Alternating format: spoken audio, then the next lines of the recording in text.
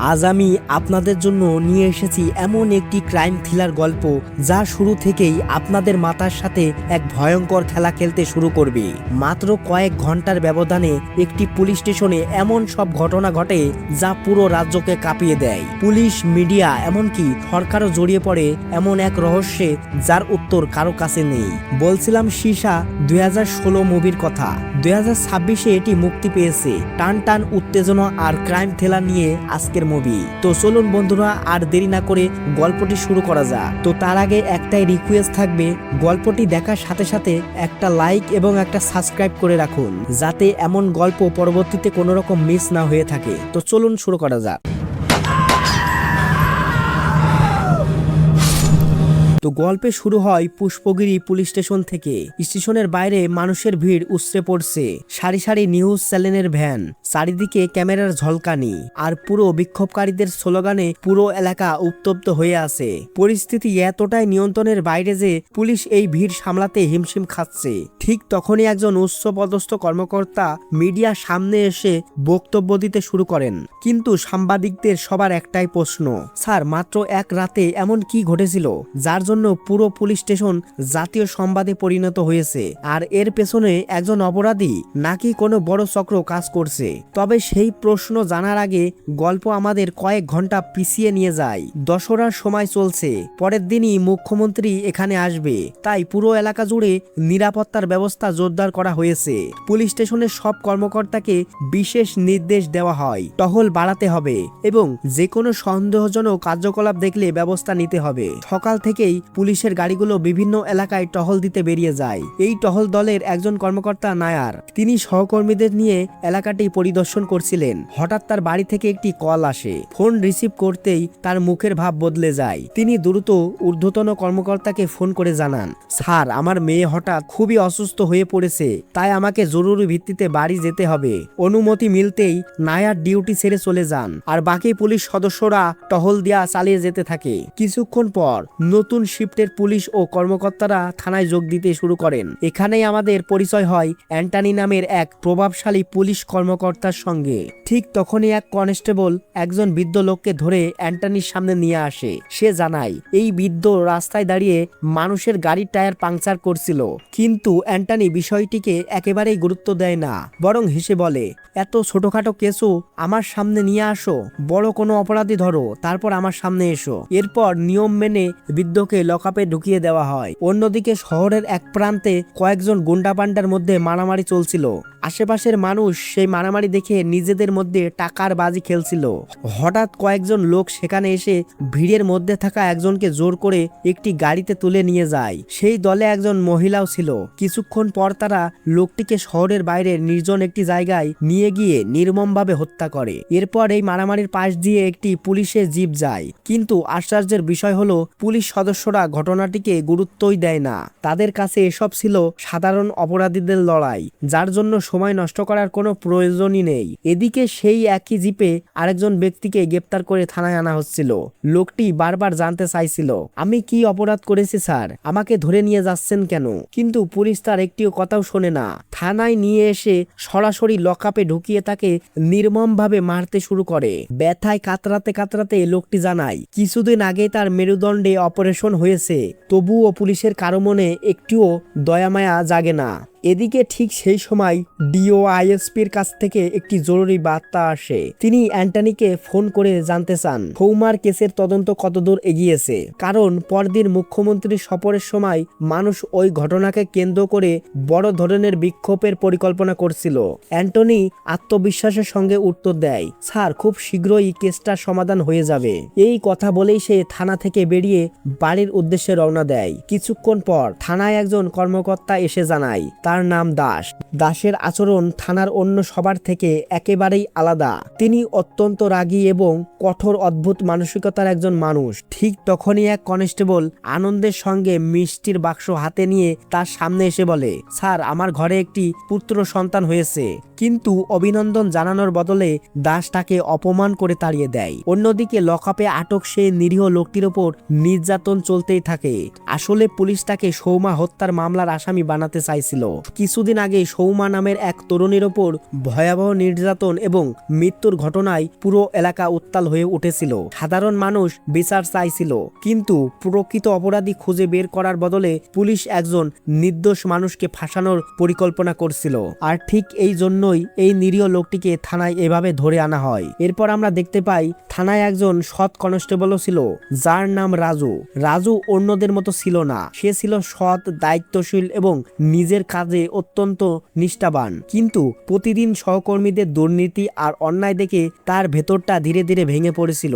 তার মনে হতো যাদের আইন রক্ষা করার কথা তারাই আজ আইনের সবচেয়ে বড় অপমান করছে। কিন্তু একজন সাধারণ কনস্টেবল হওয়ায় সে চাইলেও কিছু করতে পারতো না। ঠিক তখনই ঘটে এমন এক ঘটনা যা পুরো গল্পের মোড় ঘুরিয়ে দেয়। হঠাৎই থানার ল্যান্ডলাইন ফোন বেজে ওঠে। একজন কনস্টেবল ফোন রিসিভ করতেই ওপাশ থেকে অ্যান্টনির কণ্ঠ ভেসে আসে। শুনে মনে হচ্ছিল কেউ তাকে মারধর করছে, সে যেন কোনো ভয়ঙ্কর বিপদে পড়ে সাহায্য চাইছে। কিন্তু কয়েক সেকেন্ডের মধ্যে একজন অচেনা ব্যক্তি ফোনে কথা বলতে শুরু করে। অদ্ভুতভাবে তার কণ্ঠ ছিল একদম শান্ত। সে বলে, আমি কোনো অপরাধী নই, আমি ইতিহাসের একজন শিক্ষক, আর আজ আমি তোমাদের সঙ্গে একটা খেলা খেলতে চাই। প্রথমে পুলিশ বিষয়টাকে মজা ভেবেছিল, কিন্তু এরপর লোকটি অদ্ভুতভাবে প্রশ্ন করে। সে একটি রাজা, মন্ত্রী আর সৈনিকের গল্প শোনায়। এরপর প্রশ্ন করে, যদি কোনো সৈনিক লোভের বশে ভুল পথে চলে যায়, তাহলে সেই ভুলের জন্য দায়ী কে? সৈনিক, রাজা, নাকি সেই পুরো ব্যবস্থা যে তাকে এমন পরিণত করেছে? এরপর সে পুলিশকে ঠিক 1 ঘন্টা সময় দেয়। সে বলে, 1 ঘন্টার মধ্যে যদি এই প্রশ্নের উত্তর না পাই তাহলে এর ফল ভয়ঙ্কর হবে। এই কথাটুকু বলেই সে ফোন কেটে দেয়। আর সেখান থেকেই শুরু হয় এমন এক বিভীষিকাময় খেলা যেখানে পুলিশ নিজেরাই জানতো না পরবর্তী শিকার কে হতে চলেছে। ফোন কেটে যেতেই পুরো থানায় আতঙ্ক ছড়িয়ে পড়ে। সব কর্মকর্তা সঙ্গে সঙ্গে সেই নাম্বার ট্র্যাক করার চেষ্টা করেন, কিন্তু অবাক করার মতো বিষয় ছিল প্রতি কয়েক সেকেন্ড পর পর ফোনের লোকেশন বদলে যাচ্ছিল। মনে হচ্ছিল কোনো অসাধারণ বুদ্ধিমান ব্যক্তি অত্যাধুনিক প্রযুক্তি ব্যবহার করে পুলিশকে বারবার ধোঁকা দিচ্ছে। এদিকে নারী পুলিশ কর্মকর্তা গীতা দ্রুত অ্যান্টনির বাড়িতে টিম পাঠিয়ে দেয়। পুলিশ সেখানে পৌঁছে যা দেখে তা দেখে সবাই হতবাক হয়ে যায়। ঘরের সব আসবাবপত্র এলোমেলো অবস্থায় পড়েছিল, স্পর্শ বোঝা যাচ্ছিল সেখানে ভয়ঙ্কর হাতাহাতি চলেছে। কিন্তু সবচেয়ে রহস্যময় বিষয় ছিল অ্যান্টনির স্ত্রী এবং ছেলে দুজনেই বাড়ির ভেতরে নিরাপদ অবস্থায় ছিল। অর্থাৎ ঘটনাটি শুধু একটি সাধারণ অপরাধী ছিল না, এটি একটি প্ল্যানিং অপহরণ ছিল। ঠিক তখনই আরেকজন পুলিশ সদস্য খবর নিয়ে আসে। অ্যান্টনির মোবাইল ফোনের শেষ লোকেশন কর্ণাটক ও কেরালার সীমান্তের কাছে একটি জঙ্গলে দেখা গেছে। খবর পাওয়ার সঙ্গে সঙ্গেই দাস একটি বিশেষ টিমকে সেই এলাকায় পাঠিয়ে দেয়। পুলিশের একটি বিশেষ টিম দ্রুত জঙ্গলের উদ্দেশ্যে রওনা দেয়। অন্যদিকে তদন্ত যত এগোতে থাকে ততই অ্যান্টনির অতীতের অন্ধকার দিকগুলো একে একে সামনে আসতে শুরু করে। ধীরে ধীরে সবাই জানতে পারে বাইরে থেকে যতটা সৎ এবং আদর্শ অফিসার বলে মানুষ তাকে চিনত, বাস্তবে সে মোটেও তেমন ছিল না। নিজের ক্যারিয়ারে অ্যান্টনি বহু নির্দোষ মানুষকে মিথ্যা মামলায় ফাঁসিয়েছে, টাকার লোভে আইনকে অপব্যবহার করেছে এবং অসংখ্য মানুষের জীবন ধ্বংস করে দিয়েছে। এখানেই আমরা বুঝতে শুরু করি এই গল্পের আসল খলনায়ক হয়তো কোনো অজানা অপরাধী নয়, বরং পুলিশের ভেতরেই লুকিয়ে থাকা কিছু দুর্নীতিগ্রস্ত কর্মকর্তা। এদিকে জঙ্গলে পৌঁছানোর পর পুলিশ একটি পুরনো ধাবার অনুসন্ধান পায়। ধাবার ভেতরে কয়েকজন লোক বসে মদ পান করছিল। প্রথমবার দেখায় তারা সাধারণ মানুষ বলেই মনে হয়, কিন্তু গীতা হঠাৎ মনে করতে পারে কিছুদিন আগেই এই দলের সঙ্গেই অ্যান্টনির বড় ধরনের ঝামেলা হয়েছিল। সন্দেহের ভিত্তিতে পুলিশ তাদের সবাইকে আটক করে থানায় নিয়ে আসে, কিন্তু ঘন্টার পর ঘন্টা জিজ্ঞাসাবাদ করেও কোনো গুরুত্বপূর্ণ তথ্য পাওয়া যায় না। ঠিক তখনই আবারও বেজে ওঠে সেই রহস্যময় ফোন। এবার অপরিচিত লোকটির কণ্ঠ আগের চেয়েও আরো বেশি আত্মবিশ্বাসী ছিল। সে দাসকে উদ্দেশ্য করে শান্ত গলায় বলে, দেখছি এখনো তোমরা ভুল পথেই বেড়াচ্ছ, তোমাদের সময় শেষ হয়ে গেছে, কিন্তু আমার প্রশ্নের উত্তর এখনো দিতে পারোনি। কথা শেষ হতেই ফোনের ওপাশ থেকে একটি গুলির শব্দ শোনা যায়। পুরো পুলিশ স্টেশন মুহূর্তেই নিস্তব্ধ হয়ে যায়। সবার মনে একই প্রশ্ন, তাহলে কি অ্যান্টনিকে মেরে ফেলা হলো? কয়েক মিনিট পর হঠাৎ অ্যান্টনির ফোনের লোকেশন স্বয়ংক্রিয় হয়ে ওঠে। পুলিশ সঙ্গে সঙ্গে লোকেশন ট্র্যাক করে দ্রুত সেখানে পৌঁছে যায়। লোকেশনটি ছিল গভীর জঙ্গলের ভেতরে। সবাই অস্ত্র হাতে সাবধানে এগোতে থাকে, কিন্তু সেখানে পৌঁছে তারা এমন এক দৃশ্য দেখে যা দেখে প্রত্যেকের গা শিউরে ওঠে। জঙ্গলের মাঝখানে একটি ব্যাগ পড়েছিল। ব্যাগটি খুলতেই সবার চোখ বিস্ময়কর হয়ে ওঠে। ভেতরে পড়ে আছে অ্যান্টনির ফোন, আর তার পাশেই অ্যান্টনির কাটা মাথা। এই দৃশ্য দেখে পুরো পুলিশ বিভাগ স্তব্ধ হয়ে যায়।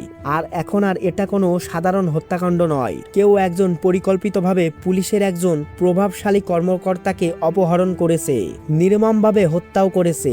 অথচ পুলিশ তাকে থামাতে তো পারেনি, বরং ছায়াটুকুও ধরতে পারেনি। কিছুক্ষণ পর ঘটনাস্থলে পৌঁছে যায় অ্যান্টনির স্ত্রী। স্বামীর কাটা মাথা দেখতেই তিনি কান্নায় ভেঙে পড়েন। অন্যদিকে দাসের ওপর নেমে আসে প্রচন্ড চাপ। ঊর্ধ্বতন কর্মকর্তারা স্পষ্টভাবে জানিয়ে দেন, এই খবর কোনো মতেই মিডিয়ার সামনে ফাঁস হওয়া চলবে না, কারণ বিষয়টি বাইরে চলে গেলে সরাসরি মুখ্যমন্ত্রীর দপ্তর পৌঁছে যাবে। এরপর দাস অ্যান্টনির পুরনো মামলাগুলো নতুন করে তদন্ত শুরু করে। তদন্ত করতে গিয়ে এক কনস্টেবল তাকে মানি নামের এক ব্যক্তির কথা জানায়। কয়েক বছর আগে মানি এবং অ্যান্টনি খুবই ঘনিষ্ঠ বন্ধু ছিল। দুজন মিলে একটি ব্যবসাও শুরু করেছিল এবং প্রচুর টাকা উপার্জনও করেছিল, কিন্তু একসময় তাদের সম্পর্ক ভেঙে যায়। প্রতিশোধ নিতে অ্যান্টনি নিজের ক্ষমতার অপব্যবহার করে মানিকে একটি ভুয়া ডাকাতির মামলায় ফাঁসিয়ে দেয়। ফলস্বরূপ মানি দীর্ঘদিন জেল খাটে। জেল থেকে বের হওয়ার পর মানসিক অবস্থা এতটাই খারাপ হয়ে যায় তার, শেষ পর্যন্ত তাকে মানসিক হাসপাতালে ভর্তি করতে হয়। এসব তথ্য জানার পর দাসের মনে সন্দেহ জাগে, তাহলে কি এই সব হত্যাকাণ্ডের পেছনে মানিই আছে? কিন্তু তদন্ত যত এগোতে থাকে ততই স্পর্শ হতে থাকে গল্পটা এর চেয়েও অনেক গভীর, অনেক ভয়ঙ্কর। অন্যদিকে অ্যান্টনির স্ত্রী সেদিন রাতে কি ঘটেছিল তা পুলিশের কাছে খুলে বলতে শুরু করেন। তিনি জানান, গভীর রাতে একজন মুখোশধারী লোক তাদের বাড়িতে ঢুকে পড়েছিল। প্রথমে সে তাকে বেঁধে ফেলে, এরপর আলমারির লকার খুলে টাকা নিয়ে চলে যায় এবং পুরো বাড়ি তছনছ করে দেয়। তবে হাতাহাতির এক পর্যায়ে কয়েক সেকেন্ডের জন্য লোকটির মুখোশ খুলে গিয়েছিল। সেই মুহূর্তে তিনি তার মুখের কিছুটা অংশ দেখতে পেয়েছিলেন। তিনি পুলিশকে বলেন, লোকটিকে দেখতে মুসলিম বলে মনে হচ্ছিল, কারণ তার কথাবার্তায় মালায়ালাম আর কন্নড় দুই ভাষারই টান ছিল। এরপর পুলিশ একের পর এক সন্দেহভাজনের ছবি দেখাতে থাকে, কিন্তু কোনো ছবি তিনি শনাক্ত করতে পারেন না। ঠিক তখনই হঠাৎ এক কনস্টেবলের মোবাইল ফোনে থাকা একটি ছবি দেখে তিনি চমকে ওঠেন। তিনি উত্তেজিত হয়ে বলে ওঠেন, হ্যাঁ, এই লোকটাই ছিল। লোকটির নাম ছিল সালিম। এই তথ্য পাওয়ার সঙ্গে সঙ্গে পুরো পুলিশ টিম সালিমকে ধরতে বেরিয়ে পড়ে। সালিমের একটি ছোট দোকান ছিল, কিন্তু পুলিশের আসার খবর পেতেই সে দ্রুত কিছু গুরুত্বপূর্ণ কাগজপত্র আগুনে পুড়িয়ে ফেলতে শুরু করে, আর তারপরেই সবার চোখের সামনে নিজের গায়ে পেট্রোল ঢেলে আগুন লাগিয়ে দেয়। পুলিশ প্রাণপণ চেষ্টা করেও তাকে বাঁচাতে পারে না। কিছুক্ষণের মধ্যেই সালিমের মৃত্যু হয়, আর তার সঙ্গে আগুনে পুড়ে ছাই হয়ে যায় বহু গুরুত্বপূর্ণ প্রমাণ। এখন দাস আবারও বড় বাধায় পড়ে যায়। অ্যান্টনি মারা গেছে, সালিমও মারা গেছে, তাহলে এই পুরো খেলার আসল পরিচালককে? এর মধ্যেই আবারও বেজে ওঠে সেই রহস্যময় ফোন। ওপাশ থেকে লোকটি হালকা হেসে বলে, গল্পটা এখনো শেষ হয়নি দাস সাহেব, আসল খেলা তো এখনই শুরু। এরপর সে আবারও সে সৈনিকের গল্প বলতে শুরু করে। সে বলে, একজন সৈনিক ছিল, সে নিজের লোভের কারণে একজন নির্দোষ মানুষের জীবন ধ্বংস করে দিয়েছিল। তারপর আবারও একই প্রশ্ন ছুড়ে দেয়, বলুন তো দোষটা কার, সেই সৈনিকের নাকি সেই ব্যবস্থার যে তাকে এমন হতে শিখিয়েছে? এবার তার কণ্ঠ আগের চেয়েও অনেক বেশি ভয়ঙ্কর শোনাচ্ছিল, কারণ এবার সে শুধু হুমকি দেয়নি, সে নিজের কথা সত্যি করেও দেখিয়েছে। প্রথমবারের মতো পুরো পুলিশ বিভাগ বুঝতে পেরেছিল তারা কোনো সাধারণ অপরাধীর সঙ্গে লড়ছে না, বরং এমন একজন মানুষের বিরুদ্ধে দাঁড়িয়ে আছে যে তাদের প্রতিটি দুর্বলতা, প্রতিটি গোপন রহস্য, এমনকি অতীতের প্রতিটি অপরাধ সম্পর্কেও সবকিছু জানে। এদিকে অ্যান্টনির মৃত্যুর পরেও সেই রহস্যময় খেলার কোনো শেষ দেখা যাচ্ছিল না। পুলিশ যতই তার কাছে পৌঁছানোর চেষ্টা করছিল, সে ততই তাদের নাগালের বাইরে যাচ্ছিল। ঠিক তখনই নতুন আরেকটি বিপদ সামনে আসে। একজন কনস্টেবল দৌড়ে এসে হাঁপাতে হাঁপাতে দাসকে জানায়, স্যার, গীতা ম্যাডামের মোবাইল ফোনটা টয়লেটের পাশে পড়ে আছে, কিন্তু ওনাকে কোথাও খুঁজে পাওয়া যাচ্ছে না। খবরটি শুনেই পুরো থানায় আতঙ্কিত হয়ে পড়ে। সব পুলিশ সদস্য চারিদিকে ছড়িয়ে পড়ে গীতাকে খোঁজার জন্য, কিন্তু ঘন্টার পর ঘন্টা খোঁজার পরেও কোনো সন্ধান পাওয়া যায় না। অন্যদিকে তদন্তে শালিমের পুরানো ফাইলগুলো আবার খোলা হয়, আর সেখান থেকে বেরিয়ে আসে এমন এক সত্য যা সবাইকে ভেতর থেকে নাড়িয়ে দেয়। জানা যায় শালিমের একমাত্র ছেলে ছিল আশরাফ। আশরাফ ছিল অসাধারণ প্রতিভাবান একজন ক্রিকেটার। খুব শীঘ্রই তার একটি বড় দলে সুযোগ পাওয়ার কথা ছিল। সবাই মনে করত সামনে তার উজ্জ্বল ভবিষ্যৎ অপেক্ষা করছে, কিন্তু 2011 সালে অ্যান্টনি এবং গীতা মিলে তার বিরুদ্ধে একটি মিথ্যা খুনের মামলা সাজিয়ে দেয়। কোনো শক্ত প্রমাণ ছাড়াই আশরাফকে জেলে পাঠিয়ে দেয়। এক মুহূর্তে তার স্বপ্ন ভেঙে চুরমার হয়ে যায়। জেল থেকে বের হওয়ার পর সে গভীর মানসিক অপবাদে ভুগতে থাকে। শেষ পর্যন্ত সে আত্মহত্যা করে। একজন বাবার জন্য এর চেয়ে বড় কষ্টের আর কি হতে পারে। এখন সবাই বুঝতে পারে কেন শালিম পুলিশের প্রতি এত ঘৃণা পোষণ করে। কিন্তু প্রশ্ন এখনো একই রয়ে গেছে, যদি শালিম মারা গিয়ে থাকে তাহলে এই ভয়ঙ্কর প্রতিশোধের খেলাটা কে চালাচ্ছে? এদিকে গীতার খোঁজে পুরো পুলিশ বাহিনী মরিয়া হয়ে ওঠে। তদন্ত করতে গিয়ে তারা জঙ্গলের ভেতরে বহু বছর ধরে পরিত্যক্ত একটি হাসপাতালের অনুসন্ধান পায়। আশ্চর্যের বিষয়, অ্যান্টনি এবং গীতার শেষ মোবাইল লোকেশন দুটি এই হাসপাতালের আশেপাশে দেখা গিয়েছিল। পুলিশ পুরো হাসপাতাল তন্ন তন্ন করে তল্লাশি শুরু করে। ভেতরে ঢুকেই তারা মেঝেতে শুকিয়ে যাওয়া রক্তের দাগ দেখতে পায়। এছাড়া এমন কিছু প্রমাণ পাওয়া যায় যেগুলো স্পর্শ করে দিচ্ছিল অ্যান্টনিকে এখানে আটকে রেখেই নির্যাতন করা হয়েছিল। কিন্তু পুলিশ আরো কিছু বোঝার আগেই ঘটে যায় আরেকটি ভয়ঙ্কর ঘটনা। হাসপাতাল থেকে ফেরার পথে রাস্তার পাশে একটি সন্দেহজনক ব্যাগ পড়ে থাকতে দেখা যায়। ব্যাগটি খুলতেই সবার বুক কেঁপে ওঠে। ভেতরে ছিল গীতার কাটা মাথা। মাত্র কয়েক ঘন্টার ব্যবধানে পুলিশের দুই প্রভাবশালী কর্মকর্তা একই পদ্ধতিতে খুন হয়েছে। এবার প্রথমবারের মতো দাস বুঝতে পারে এই কেস তার পরিকল্পনার চেয়েও অনেক বড় এবং অনেক বেশি জটিল। এরপর অ্যান্টনি এবং গীতা অতীতে যেসব মামলা পরিচালনা করেছিল সেগুলো নতুন করে খুঁটিয়ে তদন্ত শুরু করে, আর সেই তদন্তেই বেরিয়ে আসে আরও এক ভয়ঙ্কর সত্য। কয়েক বছর আগে দাস এবং তার কয়েকজন সহকর্মী 4 জন আদিবাসী অধিকার কর্মীকে জঙ্গলে নিয়ে গিয়েছিল। তাদের অপরাধ ছিল তারা নিজেদের অধিকার নিয়ে প্রতিবাদ করেছিল, কিন্তু পুলিশ পুরো ঘটনাকে এনকাউন্টার দেখিয়ে তাদের হত্যা করার পরিকল্পনা করেছিল। সেদিন 3 জন ঘটনাস্থলেই মারা যায়, কিন্তু একজন নেতা অলৌকিকভাবে প্রাণে বেঁচে পালিয়ে যেতে সক্ষম হয়। পালিয়ে যাওয়ার আগে সে দাসের দিকে তাকিয়ে বলেছিল, আমি আবার ফিরে আসব আর তোমাদের প্রত্যেককে নিজেদের অপরাধের শাস্তি ভোগ করতে বাধ্য করব। এরপর থেকে লোকটিকে আর কখনোই খুঁজে পাওয়া যায়নি। এই ঘটনা মনে পড়তেই দাসের প্রথমবার সন্দেহ জাগে, তাহলে কি এই প্রতিশোধের পেছনে সেই মানুষটাই রয়েছে? ঠিক সেই সময় আরেকটি সন্দেহ তৈরি হয়। দাসের নজর গিয়ে পড়ে কনস্টেবল রাজুর উপর। সে রাজুর মোবাইলের ফোন পরীক্ষা করার নির্দেশ দেয়, কিন্তু তদন্তে দেখা যায় রাজু সম্পূর্ণ নির্দোষ। সে শুধু নিজের অসুস্থ স্ত্রীর সঙ্গে ফোনে কথা বলছিল। এই হত্যাকাণ্ডগুলোর সঙ্গে তার কোনো সম্পর্কই নেই। এদিকে ঠিক তখনই থানায় ফিরে আসে নায়ার। মনে আছে তো গল্পের শুরুতে যে অফিসার নিজের অসুস্থ মেয়ের কারণে ডিউটি ছেড়ে বাড়ি চলে গিয়েছিল? ঠিক তার ফেরার পরেই আবার বেজে ওঠে সেই রহস্যময় ফোন। ওপাশে আগের সেই অচেনা কণ্ঠ। এবার সে বলে, খেলা এখন শেষ পর্যায়ে পৌঁছে গেছে। এরপর সে তৃতীয় সৈনিকের গল্প বলতে শুরু করে। সে জানায় এই সৈনিক লোভী ছিল না, কিন্তু সে নিজের ঊর্ধ্বতন কর্মকর্তাদের প্রতি অন্যায় আদেশ অন্ধের মতো মেনে চলত। তারপর রহস্যময় লোকটি বলে, এই সৈনিক আর কেউ নয়, সে এই পুলিশ স্টেশনেই রয়েছে। কথা শেষ করেই সে উল্টো গোনা শুরু করে, 10, 9, 8। ঠিক সেই মুহূর্তেই অবিশ্বাস্য এক ঘটনা ঘটে। সকলের সামনে নায়ার নিজের সার্ভিস পিস্তল বের করে দাসের দিকে তাক করে। পুরো থানা মুহূর্তের মধ্যে স্তব্ধ হয়ে যায়। কিন্তু নায়ার গুলি চালানোর আগেই অন্য এক পুলিশ সদস্য তাকে লক্ষ্য করে গুলি ছুড়ে দেয়। মুহূর্তের মধ্যেই নায়ার মাটিতে লুটিয়ে পড়ে। এখন থানায় উপস্থিত প্রত্যেক পুলিশ সদস্য আতঙ্কে কাঁপছে, কারণ কেউ জানে না পরবর্তী শিকার কে হতে চলেছে। দাস এবার পুরানো সব মামলার ফাইল আবার খুলে বসে। তদন্ত যত এগোতে থাকে ততই একের পর এক ভয়ঙ্কর সত্য সামনে আসতে শুরু করে। সে জানতে পারে অ্যান্টনি, গীতা, লালু এবং আরো কয়েকজন দুর্নীতিগ্রস্ত পুলিশ সদস্য বছরের পর বছর ধরে ক্ষমতার অপব্যবহার করে এসেছে। তারা অসংখ্য নিরাপদ মানুষকে মিথ্যা ড্রাগ মামলায় ফাঁসিয়েছে। অন্যদিকে অসহায় পরিবারের কাছ থেকে মোটা অঙ্কের ঘুষ নিয়ে অপরাধীদের ছেড়ে দিয়েছে। অসংখ্য নারী এবং গরিব মানুষের জীবন তারা নিজের হাতে ধ্বংস করেছে। এখন ধীরে ধীরে সব রহস্যের টুকরোগুলো একে অপরের কাপড়ের সঙ্গে মিলতে শুরু করে। কিন্তু সবচেয়ে বড় সত্যিটি তখনও সামনে আসেনি। এবার ঠিক তখনই রহস্যময় লোকটি শেষবারের মতো ফোন করে। সে শুধু একটি তারিখ বলে, 6 আগস্ট 2015।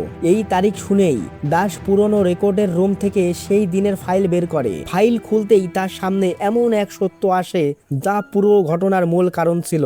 সেদিন স্কুল থেকে ফেরার পথে এক ছোট্ট মেয়ের বাস মিস হয়ে যায়। বাড়ি যাওয়ার জন্য সে অ্যান্টনির কাছে লিফট চেয়েছিল, কিন্তু তাকে নিরাপদে পৌঁছে দেওয়ার বদলে অ্যান্টনির মাথায় জন্ম নেয় এক নোংরা পরিকল্পনা। সে গীতাকে সঙ্গে নিয়ে ঠিক করে মেয়েটির ব্যাগে মাদক রেখে তার পরিবারকে ব্ল্যাকমেল করে টাকা আদায় করবে। কিন্তু পরিকল্পনা ভয়াবহভাবে ব্যর্থ হয়ে যায়। কোনো এক পর্যায়ে সেই মাদক শিশুটির শরীরে প্রবেশ করে। অতিরিক্ত ডোজের কারণে ঘটনাস্থলেই তার মৃত্যু হয়। নিজেদের অপরাধ লুকানোর জন্য অ্যান্টনি ও তার দল পুরো ঘটনাকে আত্মহত্যা বলে চালিয়ে দেয়। মিথ্যা সাক্ষীও তৈরি করা হয়, ভুয়া রিপোর্ট বানানো হয়, আর একটি নিষ্পাপ শিশুকে অপরাধী বানিয়ে দেওয়া হয়। এখানে আমরা বুঝতে পারি এই প্রতিশোধ একজন মানুষের জন্য নয়, বরং সেই সব নিরপরাধ মানুষদের জন্য যাদের জীবন এই দুর্নীতিগ্রস্ত পুলিশ কর্মকর্তারা নষ্ট করে দিয়েছিল।